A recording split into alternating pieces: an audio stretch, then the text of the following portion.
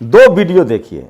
ये राजू दास है, ये वही साधु है जो स्वामी प्रसाद मौर्य पर हमला करने जा रहा था। ये हिंदू राष्ट्र बनाना चाहता है। सोचिए एक हिंदू से कैसे पैर धुलवा रहा है जो इसके बाप की उम्र का होगा। पहले तो पैर धोकर पिया जाता था। ये है धर्म की सच्चाई।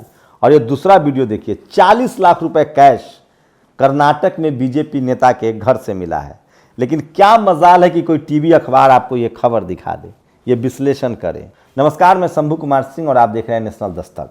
धीरेन्द्र शास्त्री पर एक बड़ा खुलासा हुआ है और वो भी एक ब्राह्मण पत्रकार ने भी किया, लेकिन फर्क इतना है कि वो हमारे आपकी तरह यूट्यूबर है, मोजो का पत्रकार है। मैं इसीलिए कह रहा हूं कि सोशल मीडिया ही सच्चा मीडिया है, सोशल मीडिया ही बहुजन मीडिया है। अब एक एक खबरें जो आपके लिए जरूरी है। सोचिए यूपी के विश्वविद्यालय में 87% सवर्ण कुलपति हैं, लगभग उसी रेशियो में प्रोफेसर हैं, ज़्यादातर अपर कास्ट हैं, मतलब ब्राह्मण हैं, तब ठाकुर है और इक्का दुक्का वैश्य समाज के लोग हैं। सोचिए हाथरस में 4 लोग आरोपी थे, हम लोग नहीं न्याय दिलवा पाए क्योंकि चपरासी से लेकर चीफ जस्टिस तक वही बने हुए हैं।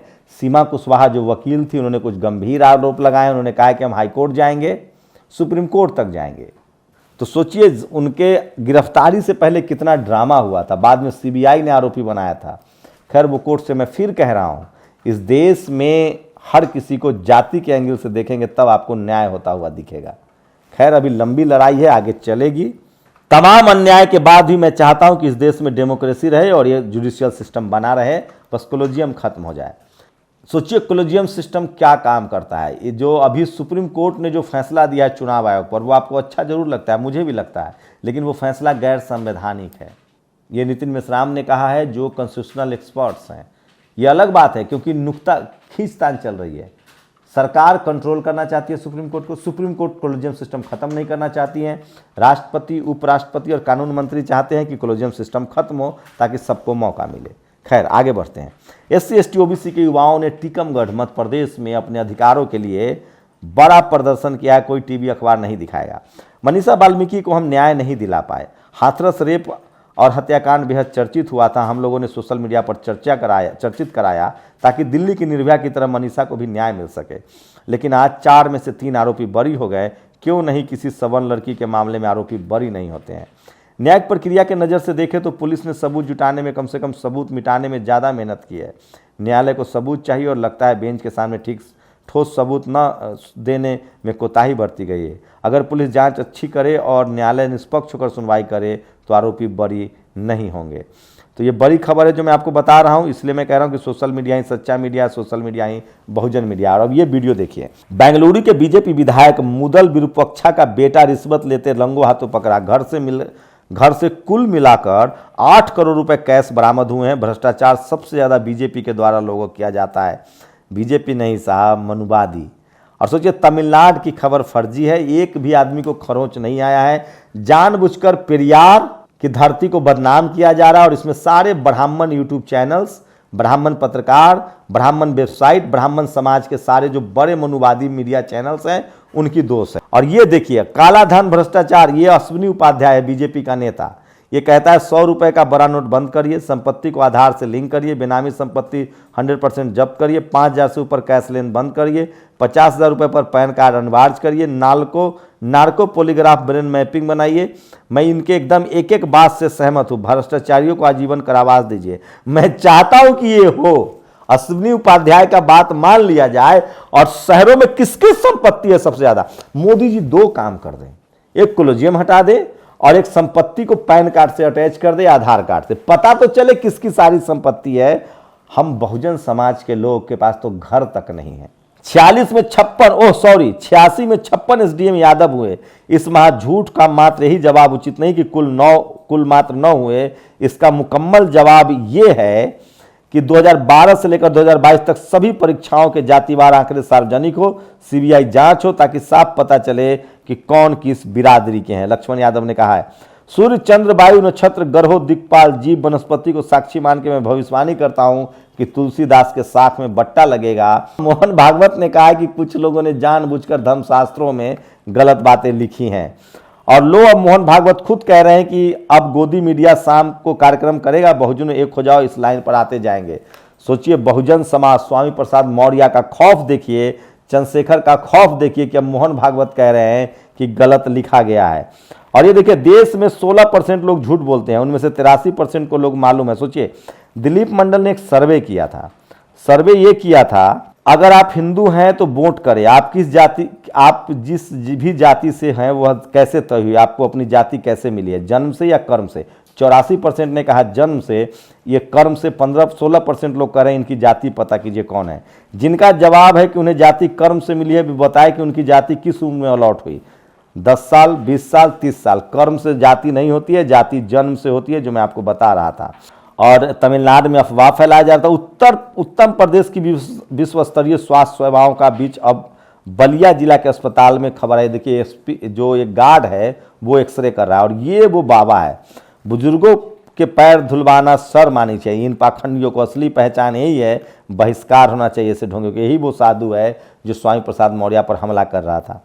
मेरे शरीर में राजपूताना रक्त दौड़ता है, दंगाई कपिल। सोचिए, कपिल मिश्रा एक राजपूत नेता को, आशुतोष सेंगर को कह रहा है कि तुम जेल जाओगे। उसने, उस शख्स ने क्या लिखा था कि राजपूत समाज का बेटा दिल्ली का उप मुख्यमंत्री था, रंगा बिल्ला से देखा नहीं गया। सोचिए, राजपूत समाज को तो अब सुप्रीम कोर्ट में जज भी नहीं बनने दिया। सीमा कुशवाहा ने कहा है कि हम इस मामले को हाई कोर्ट और सुप्रीम कोर्ट ले जाएंगे अगर उनको न्याय नहीं मिलता है तो। और जामिया मिलिया इस्लामिया में संघियों की कुछ मुस्लिम टोली जो है वो अफवाह फैलाने की कोशिश कर रही है। और शर्मा जी सोचिए, बिरयानी भी बेचते हैं। शर्मा जी, आप तो हिंदू खतरे में कहते कहते शर्मा चिकन बिरयानी, हमको लगा वेज बिरयानी है।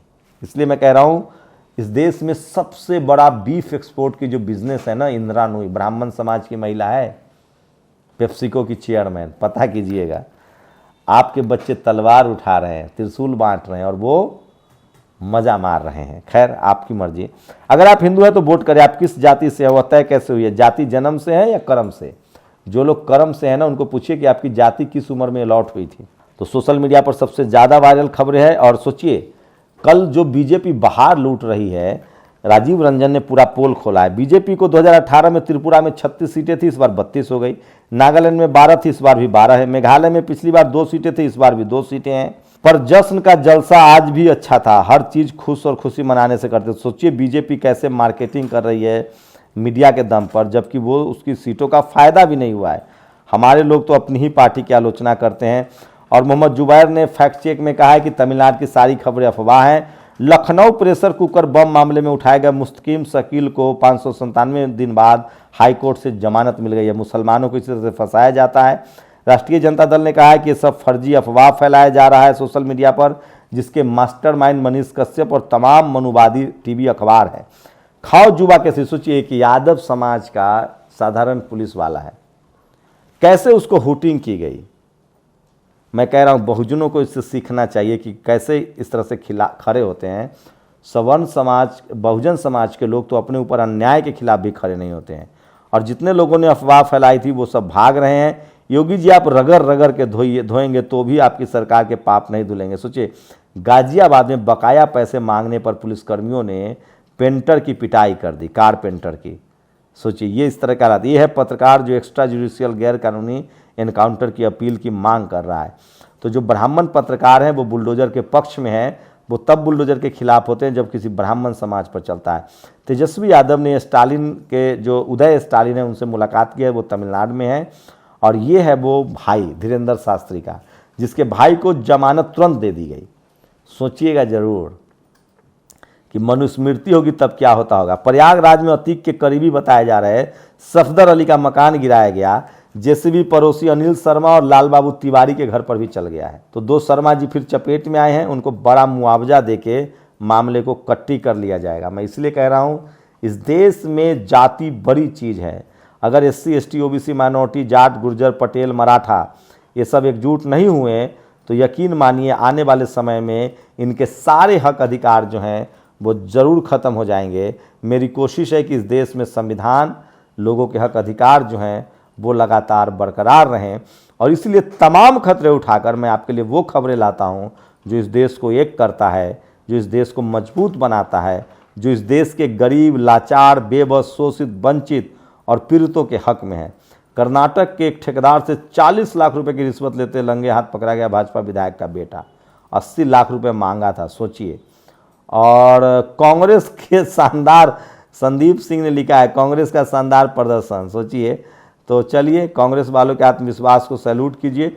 और सुप्रीम कोर्ट के बगल में प्रगति मैदान में किस तरह से हिंदू मुस्लिम हो रहा है। और आज सईद जो कि आज तक का एंकर है, उसने जिस तरह से एक महिला गायिका को ट्रोल किया, नेहा राठौर को, देश शर्मिंदा। और मीडिया के एक बड़े वर्ग ने अपनी भूमिका को छोड़ दिया है और पक्षपातपूर्ण हो गया। जस्टिस जोसेफ ने कहा है, ये खबर आप दिखाएंगे तो आपको बाइकआउट कर दिया जाएगा। और ये है धीरेन्द्र शास्त्री, जिसका एक ब्राह्मण पत्रकार ने पोल खोला है, उसके साथ तमाम बड़े नेता दिख रहे हैं। और अगर आईआईटी के जिस पद पर अड़े रहते हैं, SC ST OBC यानी 80-85% आबादी के टैलेंट को अनदेखी करेंगे, तो सरकार को चाहिए कि उसको गिरा दे। ये आईआईटी को अगर बहुजनों को नहीं दिया जा रहा है, जाट गुर्जर पटेल मराठा राजपूतों को नहीं भर्ती किया जा रहा है, आईआईटी में नहीं मौका दिया है, तो इनको ढा देना चाहिए। कम से कम वहाँ खेती तो होगी, क्योंकि जो लोग आईआईटी में गए, इन्होंने एक सुई नहीं बनाई है, मनुवादियों ने। अपनी प्रतिक्रिया जरूर दीजिए, शुक्रिया।